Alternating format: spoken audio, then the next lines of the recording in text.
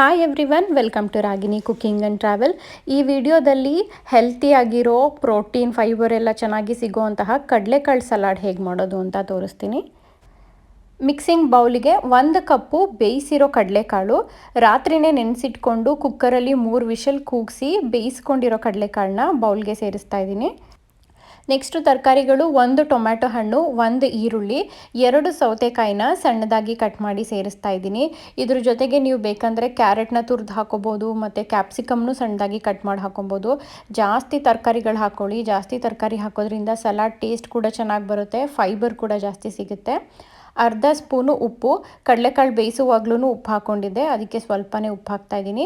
1 spoon green chutney, ಇದು ಸಮೋಸ ಮತ್ತು ಚಾಟ್ಸ್ಗೆ ಮಾಡ್ಕೊತೀವಲ್ಲ ಆ ಗ್ರೀನ್ ಚಟ್ನಿನ ಹಾಕ್ತಾಯಿದ್ದೀನಿ ಖಾರಕ್ಕೆ, ಟೇಸ್ಟ್ ಸ್ವಲ್ಪ ಚೆನ್ನಾಗಿ ಡಿಫ್ರೆಂಟಾಗಿ ಬರಲಿ ಅಂತ.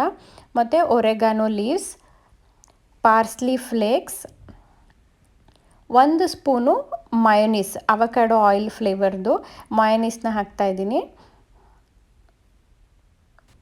1 ಸ್ಪೂನು ನಿಂಬೆಹಣ್ಣಿನ ಜ್ಯೂಸ್ ಹಾಕಿ ಚೆನ್ನಾಗಿ ಮಿಕ್ಸ್ ಮಾಡಿಕೊಂಡ್ರೆ ಕಡಲೆಕಾಳಿನ ಸಲಾಡ್ ರೆಡಿ ಆಗುತ್ತೆ.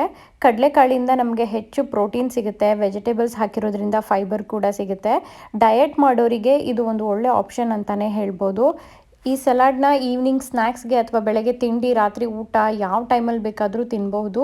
ಏನೂ ಮಸಾಲ ಖಾರ ಇರಲ್ಲ ಮತ್ತು ಹೊಟ್ಟೆ ಕೂಡ ತುಂಬುತ್ತೆ. ಥ್ಯಾಂಕ್ ಯು ಸೋ ಮಚ್ ಈ ವಿಡಿಯೋನ ನೋಡಿದ್ದಕ್ಕೆ. ಇದೇ ರೀತಿ ಈಸಿ ರೆಸಿಪೀಸ್ಗೆ ರಾಗಿಣಿ ಕುಕಿಂಗ್ ಆ್ಯಂಡ್ ಟ್ರಾವೆಲ್ಗೆ ಸಬ್ಸ್ಕ್ರೈಬ್ ಆಗಿ.